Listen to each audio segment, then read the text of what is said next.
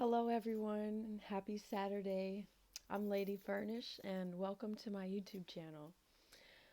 Today, we're going to be reading from the book called Lies My Teacher Told Me. And we're going to get started on chapter 1. But before we get started, I wanted to give a shout out. Talk about this t-shirt that I'm wearing. It says Vote Yes on Initiative 81, Decriminalize Nature DC, which is a local campaign that I worked on last year to decriminalize plant medicines here in the District of Columbia, our nation's capital. And to go into brief detail about that, we basically collected signatures throughout DC to put this issue on the ballot for us to vote on in November. And DC voters voted yes. So what this basically means is people who are in possession of plant medicines or people who are using plant medicines such as mushrooms, fungi, ayahuasca, iboga, things like that, won't be at risk of arrest for possessing them or using them. If they were caught by the police, it would be amongst the lowest priority for police. So it would be like a jaywalking charge, like a ticket, not even a charge. So that's what we did here in DC. So I'm wearing this shirt to represent the campaign, Decriminalize Nature DC.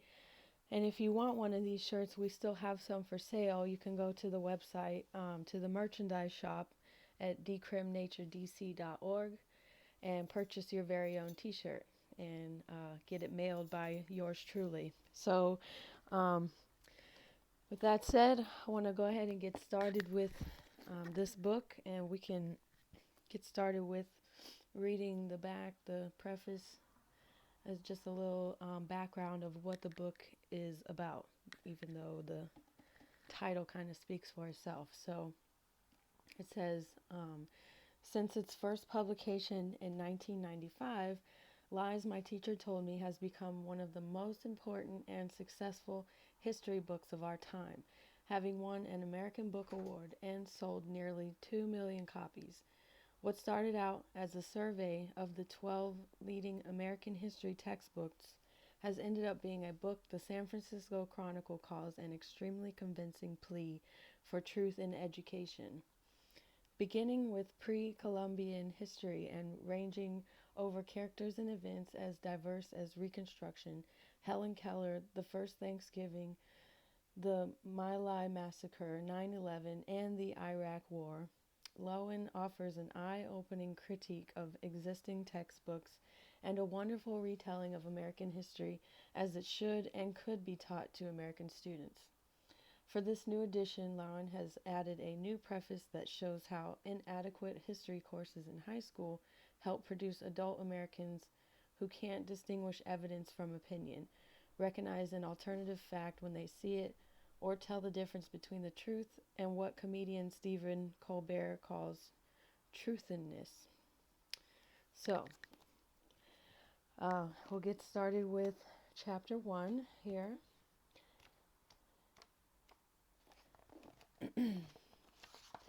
And chapter 1 is titled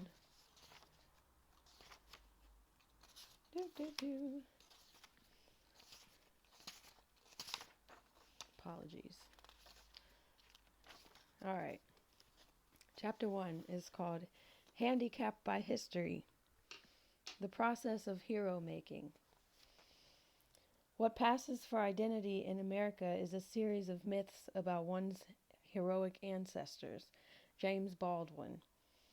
One is astonished in the study of history at the reoccurrence of the idea that evil must be forgotten, distorted, skimmed over.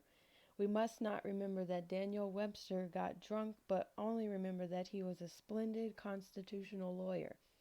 We must forget that George Washington was a slave owner, and simply remember the things we regard as credible and inspiring. The difficulty, of course, with this philosophy is that history loses its value as an incentive and example. It paints perfect men and noble nations, but it does not tell the truth. By idolizing those whom we honor, we do a disservice both to them and to ourselves. We fail to recognize that we could go and do likewise. This chapter is about heroification, a degenerative process much like calcification that makes people over into heroes. Through this process, our educational media turned flesh and blood individuals into pious, perfect creatures without conflicts, pain, credibility, or human interests.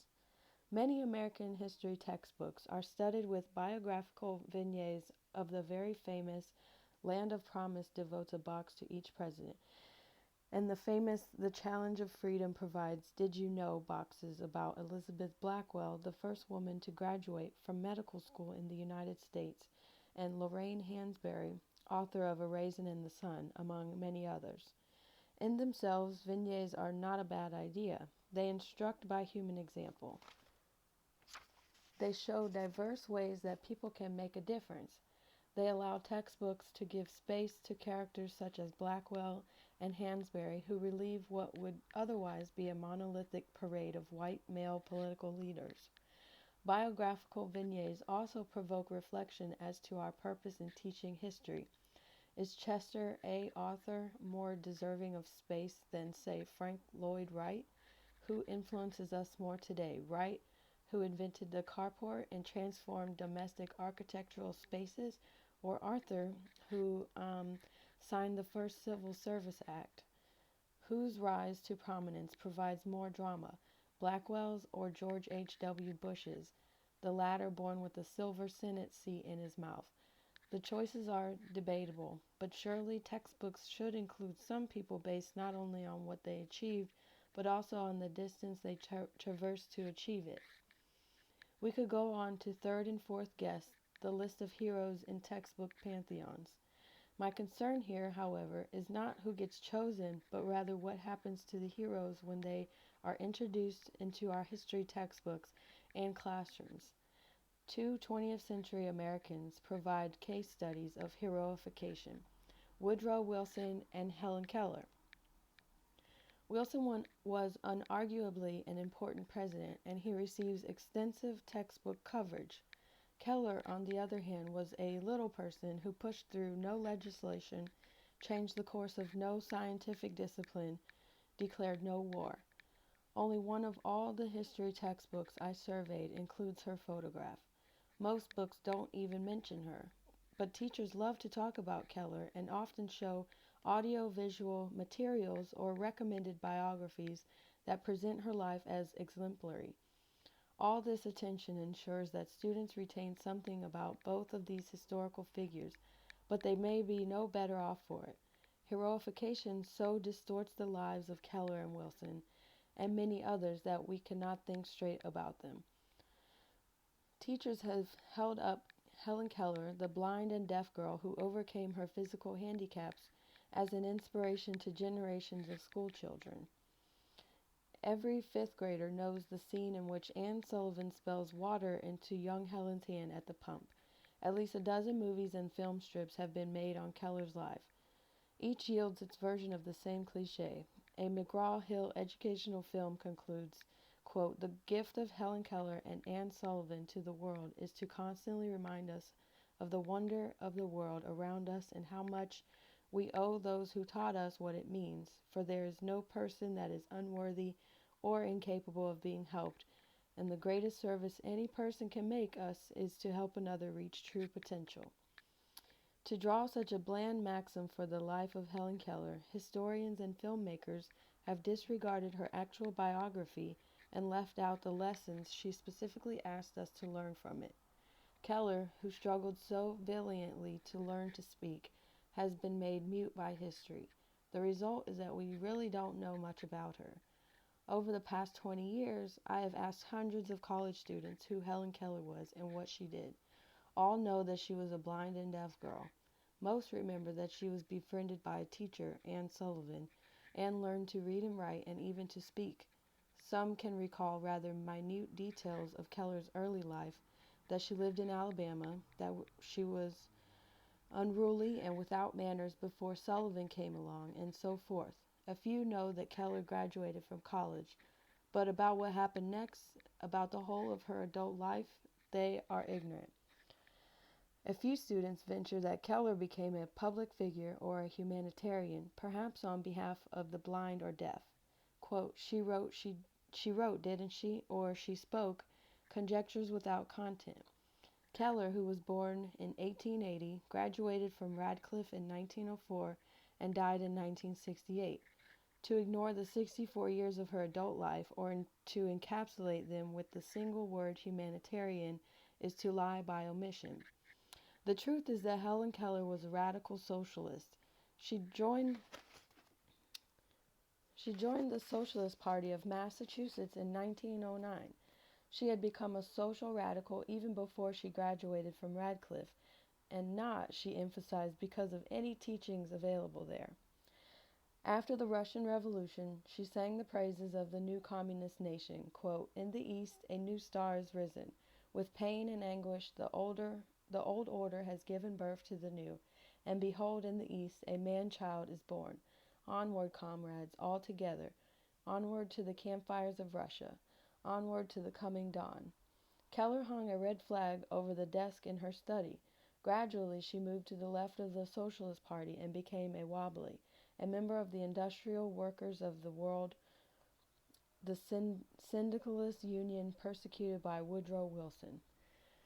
Keller's commitment to socialism stemmed from her experience as a disabled person and from her sympathy for others with handicaps. She began by working to simplify the alphabet for the blind, but soon came to realize that to deal solely with blindness was to treat symptom, not cause. Through research, she learned that blindness was not distributed randomly throughout the population, but was concentrated in the lower class. Men who were poor might be blinded in industrial accidents or by inadequate medical care. Poor women who became prostitutes faced the additional danger of syphilitic blindness. Thus, Keller learned how the social class system controls people's opportunities in life, sometimes determining even whether they can see.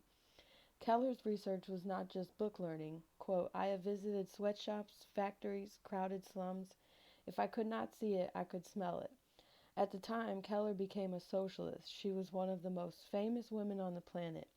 She soon became the most notorious. Her conversion to socialism caused a new storm of publicity, this time outraged. Newspapers that had extolled her courage and intelligence now emphasized her handicap.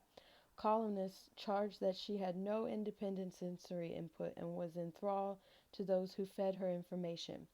Typical was the editor of the Brooklyn Eagle, who wrote that Keller's, quote, mistakes spring out of the manifest limitations of her development. Keller recalled having met this editor. Quote, at that time, the compliments he paid me were so generous that I blush to remember them. But now that I have come out for socialism, he reminds me and the public that I am blind and deaf and especially liable to error. I must have shrunk in intelligence during the years since I met him. She went on, quote, oh, ridiculous Brooklyn Eagle, socially blind and deaf, it defends an intolerable system, a system that is the cause of much of the physical blindness and deafness which we are trying to prevent. Keller, who devoted much of her later life to raising funds for the American Foundation for the Blind, never wavered in her belief that our society needed radical change. Having herself fought so hard to speak, she helped found the American Civil Liberties Union to fight for the free speech of others. She sent $100 to the NAACP with a letter of support that appeared in its magazine, The Crisis, a radical act for a white person from Alabama in the 1920s. She supported Eugene V. Debs, the socialist candidate, in each of his campaigns for the presidency. She composed essays on the women's movement, on politics, on economics. Near the end of her life, she wrote to Elizabeth Gurley Flynn, leader of the American Communist Party, who was then languishing in jail, a victim of the McCarthy era. Quote, loving birthday greetings, dear Elizabeth Flynn. May the sense of serving mankind bring the strength and peace into your brave heart. One may not agree with Helen Keller's positions. Her praise of the USSR now seems naive, embarrassing to some, even treasonous. But she was a radical, a fact few Americans know because our schooling and our mass media left it out. What we did not learn about Woodrow Wilson is even more remarkable. When I ask my college students to tell me what they recall about President Wilson, they respond with enthusiasm. They say that Wilson led our country reluctantly into World War I, and after the war led the struggle nationally and internationally to establish the League of Nations. They associate Wilson with progressive causes like women's suffrage. A handful of students recall the Wilson administration's Palmer raids against left-wing unions. But my students seldom know or speak about two anti-democratic policies that Wilson carried out: his racial segregation of the federal government and his military interventions in foreign countries. Under Wilson, the United States intervened in Latin America more often than at any other time in our history. We landed troops in Mexico in 1914, Haiti in 1915, the Dominican Republic in 1916, Mexico again in 1916, and 9 more times before the end of Wilson's presidency, Cuba in 1917, and Panama in 1918. Through his administration, Wilson maintained forces in Nicaragua, using them to determine Nicaragua's president and to force passage of a treaty preferential to the United States. In 1917, Woodrow Wilson took on a major power when he started sending secret monetary aid to, quote, the white side of the Russian Civil War. In the summer of 1918, he authorized a naval blockade of the Soviet Union and sent expeditionary forces to Murmansk, Archangel, and Vladivostok to help overthrow the Russian Revolution. With the blessing of Britain and France, and in a joint command with Japanese soldiers, American forces penetrated westward from Vladivostok to Lake Baikal, supporting Czech and white Russian forces that had declared an anti-communist government headquartered at Omsk. After briefly maintaining front lines as far west as the Volga, the white Russian forces disintegrated by the end of 1919, and our troops finally left Vladivostok on April 1, 1920. Few Americans who were not alive at the time know anything about our, quote, unknown war with Russia, to quote the title of Robert Madow's book on this fiasco. Not one of the 12 American history textbooks in my original sample even mentioned it. 2 of the 6 new books do. Borstein and Kelly, for example, write, quote, the United States, hoping to keep stores of munitions from falling into German hands when Bolshevik Russia quit fighting, contributed some 5,000 troops to an Allied invasion of northern Russia at Archangel. Wilson likewise sent nearly 10,000 troops to Siberia as part of an Allied expedition. It is possible, although surely difficult, for an American student to infer from that passage that Wilson was intervening in Russia's Civil War. Russian textbooks, on the other hand, give the episode considerable coverage. According to Madow, quote, the immediate effect of the intervention was to prolong a bloody civil war, thereby costing thousands of additional lives and wreaking enormous destruction on an already battered society. And there were longer-range implications. Bolshevik leaders had clear proof that the Western powers meant to destroy the Soviet government if given the chance. This aggression fueled the suspicions that motivated the Soviets during the Cold War, and until its breakup, the Soviet Union continued to claim damages for the invasion.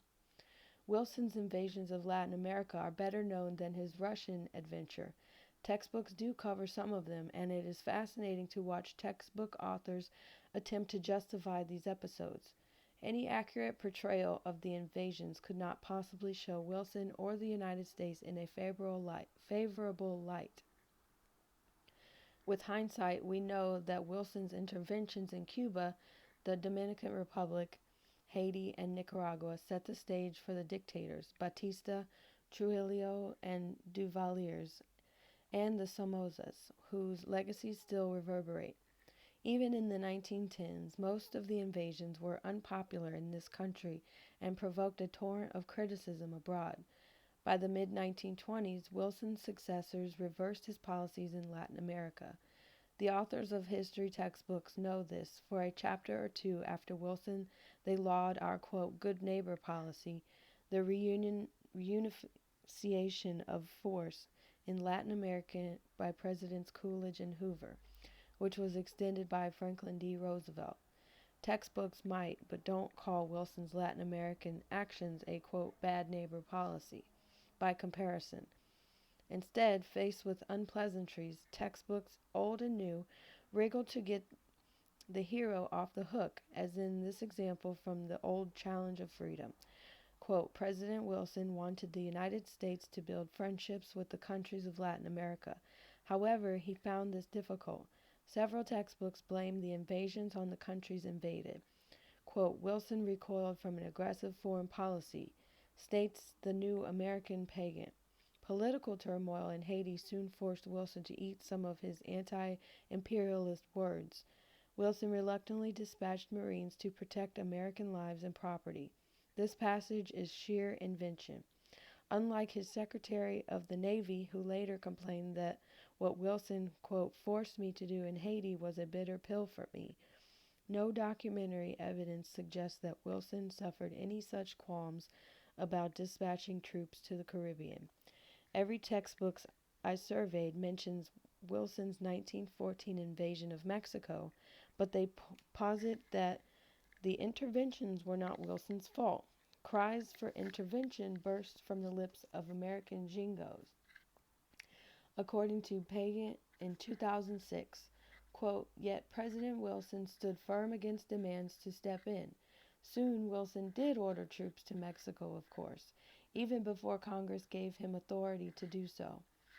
Walter Karp has shown that this view of a reluctant Wilson again contradicts the facts. The invasion was Wilson's idea from the start, and it upset Congress as well as the American people. Wilson's intervention was so outrageous that leaders of both sides of Mexico's ongoing civil war demanded that the U.S. forces leave. The pressure of public opinion in the United States and around the world finally influenced Wilson to recall the troops. Textbook authors commonly use another device when describing our Mexican adventures. They identify Wilson as ordering our forces to withdraw, but nobody is specified as having ordered them in. Imparting information in a passive voice helps to insulate historical figures from their own unheroic and unethical deeds. Some books go beyond omitting the actor and leave out the act itself. Half of the textbooks do not even mention Wilson's takeover of Haiti. After U.S. Marines invaded the country in 1915, they forced the Haitian legislature to select our preferred candidate as president. When Haiti refused to declare war on Germany after the United States did, we dissolved the Haitian legislature. Then the United States supervised a pseudo referendum to approve a new Haitian constitution, less democratic than the constitution it replaced. The referendum passed by a hilarious 98,225 to 768. As Piero Gli-Jesus has noted, quote, it is not that Wilson failed in his earnest efforts to bring democracy to these little countries. He never tried. He intervened to impose hegemony and democracy. The United States also attacked Haiti's proud tradition of individual ownership of small tracts of land, which dated back to the Haitian Revolution, in favor of the establishment of large plantations. American troops forced peasants in shackles to work on road construction crews. In 1919, Haitian citizens rose up and resisted U.S. occupation troops in a guerrilla war that cost more than 3,000 lives, most of them Haitian. Students who read Pathways to the Present learn about this Wilson's intervention in Haiti. In Haiti, the United States stepped in to restore stability after a series of revolutions left the country weak and unstable.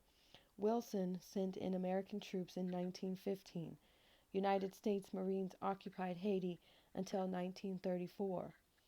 These bland sentences reveal what we did, about which George Barnett, a U.S. Marine general, complained to his commander in Haiti, quote, practically indiscriminate killing of natives has gone on for some time. Barnett termed this violent episode, quote, the most startling thing of its kind that has ever taken place in the Marine Corps. During the first 2 decades of this century, the United States effectively made colonies of Nicaragua, Cuba, the Dominican Republic, Haiti, and several other countries. Nor, as we have seen, did Wilson limit his interventions to our hemisphere. His reaction to the Russian Revolution solidified the alignment of the United States with Europe's colonial powers. His was the first administration to be obsessed with the specter of communism, abroad and at home.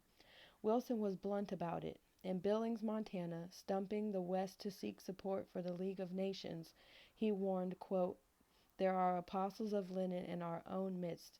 I cannot imagine what it means to be an apostle of linen. It means to be an apostle of the night, of chaos, of disorder.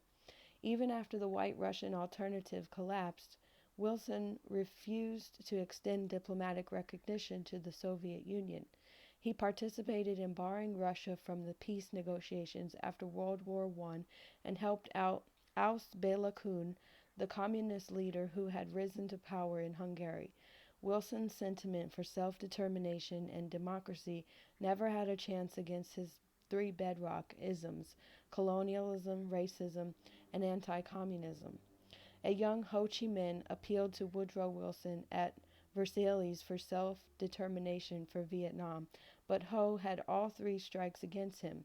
Wilson refused to listen, and France retained control of Indochina. It seems that Wilson regarded self-determination as all right for, say, Belgium, but not for the likes of Latin America or Southeast Asia.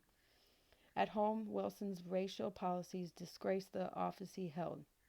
His Republican predecessors had routinely appointed blacks to important offices, including those of port collector for New Orleans and the District of Columbia and Register of the Treasury. Presidents sometimes appointed African Americans as postmasters, particularly in southern towns with large black populations. African Americans took part in the Republican Party national conventions and enjoyed some access to the White House. Woodrow Wilson, for whom many African Americans voted in 1912, changed all that.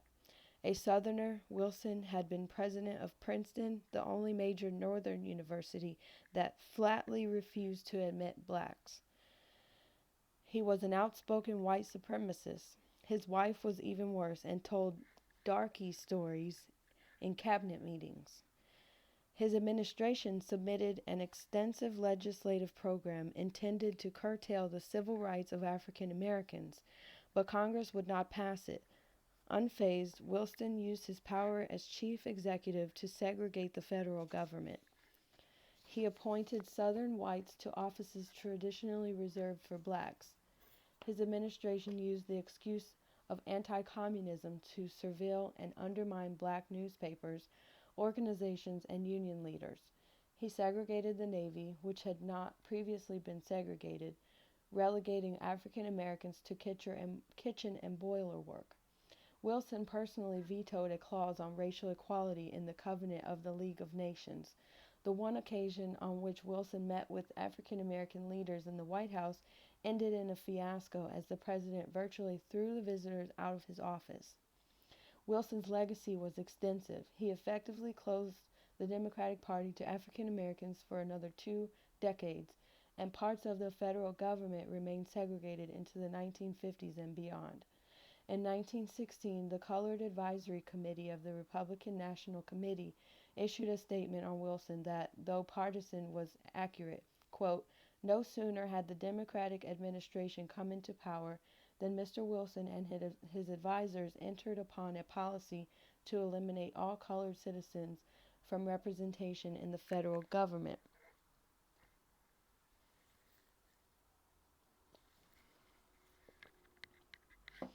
Of all the history textbooks I reviewed, 8 never even mentioned this, quote, black mark on Wilson's presidency.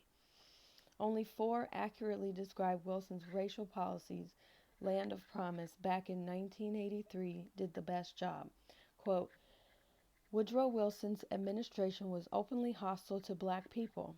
Wilson was an outspoken white supremacist who believed that black people were inferior. During his campaign for the presidency, Wilson promised to press for civil rights, but once in office, he forgot his promises. Instead, Wilson ordered that black and white workers in federal government jobs be segregated from one another. This was the first time such segregation had existed since Reconstruction. When black federal employees in southern cities protested the order, Wilson had the protesters fired. In November 1914, a black delegation asked for the president to reverse his policies. Wilson was rude and hostile and refused their demands. Most of the textbooks that do treat Wilson's racism give it only a sentence or two. Some take pains to separate Wilson from the practice. Quote, Wilson allowed his cabinet officers to extend the Jim Crow practices of separating the races in federal offices, is the entire treatment in Pathways to the Present. Omitting or absolving Wilson's racism goes beyond concealing a character blemish. It is overtly racist. No black person could ever consider Woodrow Wilson a hero. Textbooks that present him as a hero are written from a white perspective. The cover-up denies all students the chance to learn something important about the interrelationship between the leader and the led. White Americans engaged in a new burst of racial violence during and immediately after Wilson's presidency. The tone set by the administration was one cause. Another was the release of America's first epic motion picture. The filmmaker D.W. Griffith quoted Wilson's two-volume history of the United States, now notorious for its racist view of Reconstruction, and his infamous masterpiece, The Klansman, a paean to the Ku Klux Klan for its role in putting down black-dominated Republican state governments during Reconstruction.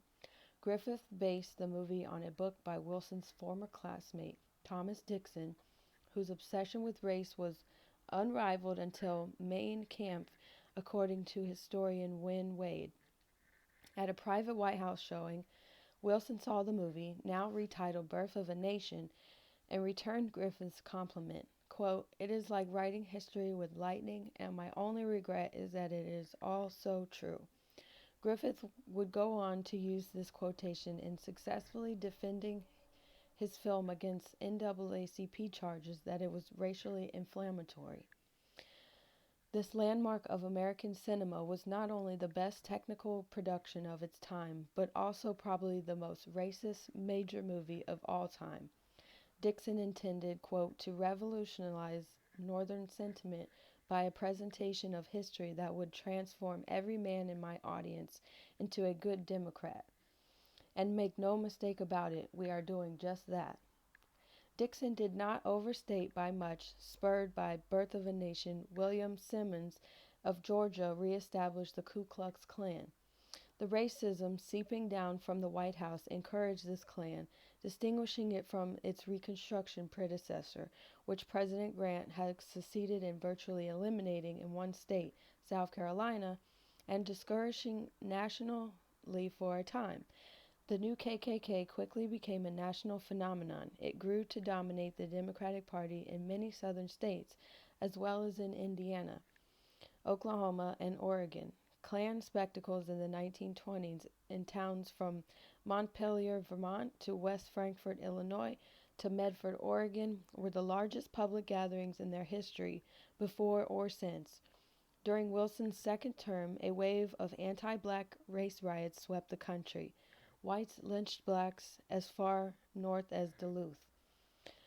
Americans need to learn from the Wilson era that there is a connection between racist presidential leadership and like-minded public response. To accomplish such education, however, textbooks would have to make plain the relationship between cause and effect, between hero and followers. Instead, they reflectively ascribe noble intentions to the hero and invoke the people to excuse questionable actions and policies. According to Triumph of the American Nation, quote, as President Wilson seemed to agree with most white Americans that segregation was in the best interests of blacks as well as white Americans. Wilson was not only anti-black, he was also far and away our most nativist president, repeatedly questioning the loyalty of those he called, quote, hyphenated Americans.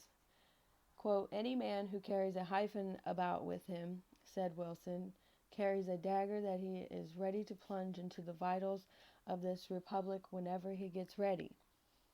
The American people responded to Wilson's lead with a wave of repression of white ethnic groups. Again, most textbooks blame the people, not Wilson. The American tradition admits that President Wilson set up the Creel Committee on Public Information, which saturated the United States with propaganda linking Germans to barbarism.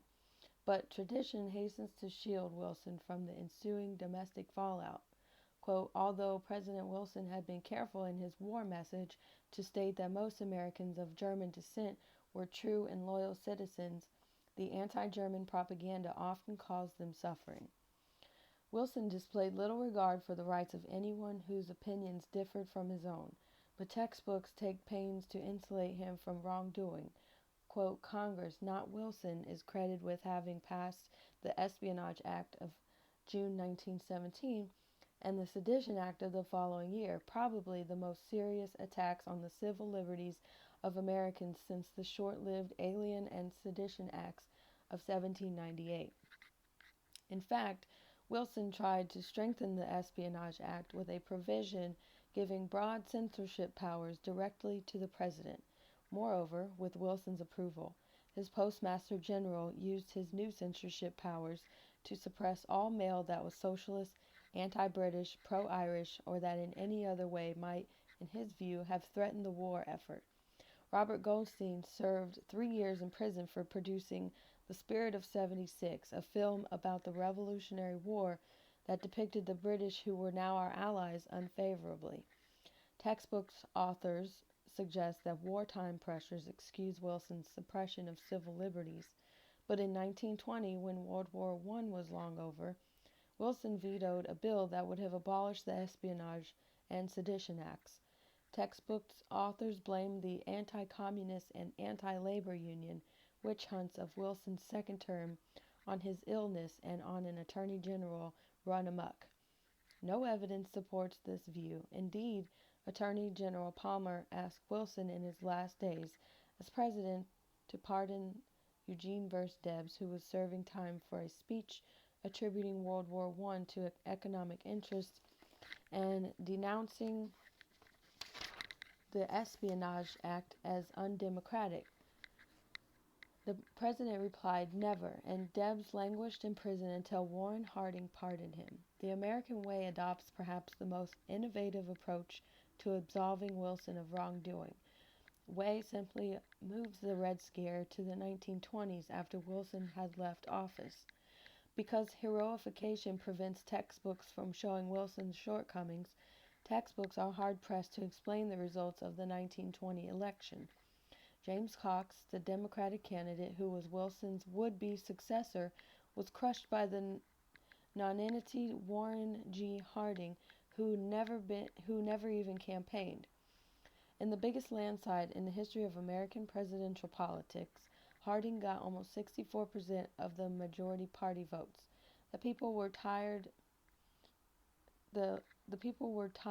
textbooks suggest, and just wanted a return to normalcy.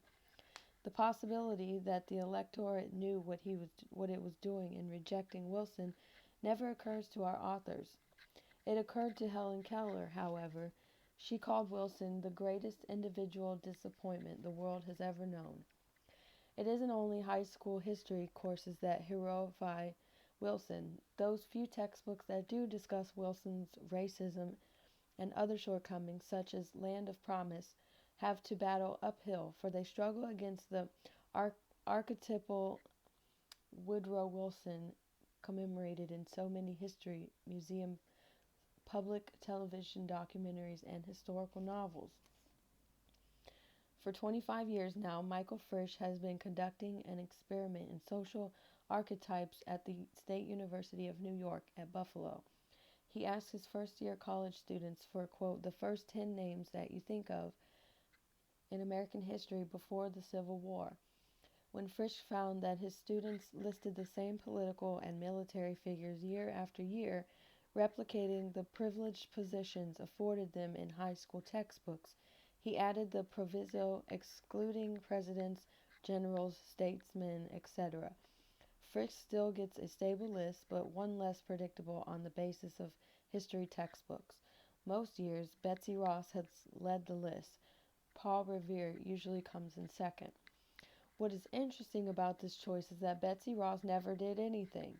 Frisch notes that she played, quote, no role whatsoever in the actual creation of any actual first flag. Ross came to prominence around 1876, when some of her descendants, seeking to create a tourist attraction in Philadelphia, largely invented the myth of the first flag. With justice, high school textbooks universally ignore Betsy Ross. Not one high school textbook lists her in its index. So how and why does her story get transmitted? Frisch offers a hilarious explanation. If George Washington is the father of our country, then Betsy Ross is our blessed Virgin Mary. Frisch describes the pagans reenacted, or did we only imagine them, in our elementary school years. Quote, Washington, the god, calls on the humble seamstress Betsy Ross in her tiny home and asks her if she will make the nation's flag to his design. And Betsy promptly brings forth from her lap the nation itself and the promise of freedom and natural rights for all mankind. I think Frisch is on to something, but maybe he is merely on something. Whether or not one buys his explanation, Betsy Ross's ranking among students surely proves the power of the social archetype. In the case of Woodrow Wilson, textbooks actually participate in creating the social archetype. Wilson is portrayed as good, idealist for self-determination, not colonial intervention, foiled by an isolationist Senate and ahead of his time. We name institutions after him, from the Woodrow Wilson Center at the Ronald Reagan Building in Washington, D.C., to Woodrow Wilson Junior High School in Decatur, Illinois, where I misspent my adolescence. If a fifth face were to be chiseled into Mount Rushmore, many Americans would propose that it should be Wilson's. Against such archetypal goodness, even the unusually forthright treatment of Wilson's racism in Land of Promise cannot but fail to stick in students' minds. Curators of history museums know that their visitors bring archetypes in with them. Some curators consciously design exhibits to confront these archetypes when they are inaccurate. Textbook authors, teachers, and movie makers would better fulfill their educational mission if they also taught against inaccurate archetypes. Surely Woodrow Wilson does not need their flattering omissions after all. His progressive legislative accomplishments in just his first 2 years, including tariff reform and income tax, the Federal Reserve Act, and the Workingmen's Compensation Act, are almost unparalleled. Wilson's speeches on behalf of self-determination stirred the world, even if his actions did not live up to his words. Why do textbooks promote warrantless stereotypes? The author's omissions and errors can hardly be accidental. The producers of the film strips, movies, and other educational materials on Helen Keller surely know she was a socialist. No one can read Keller's writings without becoming aware of her political and social philosophy. At least one textbook author, Thomas Bailey, senior author of The American Pagan, clearly knew of the 1918 U.S. invasion of Russia, for he wrote in a different venue in 1973, quote, American troops shot it out with Russian armed forces on Russian soil in two theaters from 1918 to 1920. Probably several other authors knew of it too. Wilson's racism is also well known to professional historians. Why don't they let the public in on these matters? Heroification itself supplies a first answer. Socialism is repugnant to most Americans. So are racism and colonialism. Michael Kamen suggests that authors selectively omit blemishes to make certain historical figures sympathetic to as many people as possible. The textbook critic Norma Gabler testified that textbooks should, quote, present our nation's patriots in a way that would honor and respect them. In her eyes, admitting Keller's socialism and Wilson's racism would hardly do that. In the early 1920s, the American Legion said that authors of textbooks, quote, are at fault in placing before immature pupils the blunders, foibles, and frailties of prominent heroes and patriots of our nation. The Legion would hardly be able to fault today's history textbooks on this count. Perhaps we can go further. I began with Helen Keller because omitting the last 64 years of her life exemplifies the sort of culture-serving distortion that will be discussed later in this book. We teach Keller as an ideal, not a real person, to inspire our young people to emulate her. Keller becomes a mythic figure, the, quote, woman who overcame, but for what? There is no content. Just look at what she accomplished. We're exhorted, yet we haven't a clue as to what that really was. Keller did not want to be frozen in childhood. She herself stressed that the meaning of her life lay in what she did once she overcame her disability. Certainly, she was not the first deaf-blind child on the record as learning to speak. That honor goes, perhaps, to Ragnhild Kata, a Norwegian girl whose achievement inspired Keller. Nor was she the first deaf-blind American to learn to read and write. That was Laura Bridgman, who taught the manual alphabet to Anne Sullivan, so Sullivan could teach it to Keller. In 1929, when she was nearing 50, Keller wrote a second volume of autobiography, Midstream, that described her social philosophy in some detail. She wrote about visiting mill towns, mining towns, and packing towns where workers were on strike. She intended that we learn of these experiences and out of the conclusions to which they led her. Consistent with our American ideology of individualism, the truncated version of Helen Keller's story sanitizes the hero, leaving only the virtues of self-help and hard work. Keller herself, while scarcely opposing hard work, explicitly rejected this ideology. She says, I had once believed that we are all masters of our fate, that we could mold our lives into any form we pleased. I had overcome deafness and blindness sufficiently to be happy, and I supposed that anyone could come out victorious if he threw himself valiantly into life's struggle. But as I went more and more about the country, I learned that I had spoken with assurance on a subject I knew little about. I forgot that I owed my success partly to the advantages of my birth and environment. Now, however, I learned that the power to rise in the world is not within the reach of everyone. Textbooks don't want to touch this idea. Quote, there are 3 great taboos in textbook publishing. An editor at one of the biggest houses told me, quote, sex, religion, and social class. While I had been able to guess the first 2, the third floored me. Sociologists know the importance of social class after all. Reviewing American history textbooks convinced me that this editor was right, however. The notion that opportunity might be unequal in America, that not everyone has, quote, the power to rise in the world, is anathema to textbook authors, and to many teachers as well. Educators would much rather present Keller as a bland source of encouragement and inspiration to our young. If she can do it, you can do it too. So they leave out her adult life and make her entire existence over into a vague, quote, up by the bootstraps operation. In the process, they make this passionate fighter for the poor into something she never was in life, boring.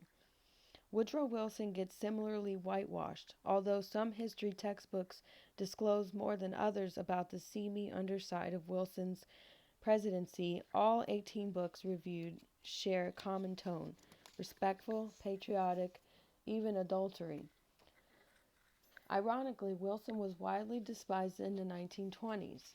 Only after World War II did he come to be viewed kindly by policymakers and historians. Our post-war bipartisan foreign policy, one of far-reaching interventions, sheathed in humanitarian explanations, was shaped decisively by the ideology and the international program developed by the Wilson administration, according to Gordon Levin Jr. Textbooks authors are thus motivated to underplay or excuse Wilson's foreign interventions, many of which were counterproductive blunders, as well as other unsatisfactory aspects of his administration. A host of other reasons, pressure from the ruling class, pressure from textbooks adoption committees, the wish to avoid ambiguities, a desire to shield children from harm or conflict, the perceived need to control children and avoid classroom disharmony, pressure to provide answers, may help explain why textbooks omit troublesome facts. A certain etiquette courses us all into speaking in respectful tones about the past, especially when we're passing on our heritage to our young. Could it be that we don't want to think badly of Woodrow Wilson? We seem to feel that a person like Helen Keller can be an inspiration only so long as she remains uncontroversial, one-dimensional. We don't want to complicate icons. Quote, people do not like to think. If one thinks, one must reach conclusions. Helen Keller pointed out, quote, conclusions are not always pleasant. Most of us automatically shy away from conflict, and understandably so. We particularly seek to avoid conflict in the classroom. One reason is habit. We are so accustomed to blandness that the textbook or teacher who brings real intellectual controversy into the classroom can strike us as a violation of polite rhetoric of classroom norms. We are supposed to speak well of the deceased after all. Probably we are supposed to maintain the same attitude of awe, reverence, and respect when we read about our national heroes as when we visit our national cathedral and view the final resting places of Helen Keller and Woodrow Wilson, as close physically in death as they are distant ideologically in life. Whatever the causes, the results of heroification are potentially crippling to students. Helen Keller is not the only person this approach treats like a child.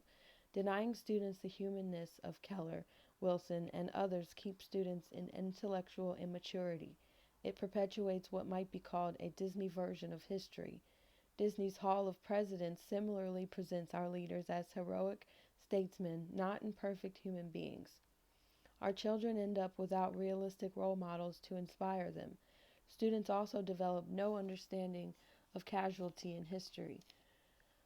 Our nation's 13 separate forays into Nicaragua, for instance, are surely worth knowing about as we attempt to understand what that country embraced and why that country embraced a communist government in the 1980s.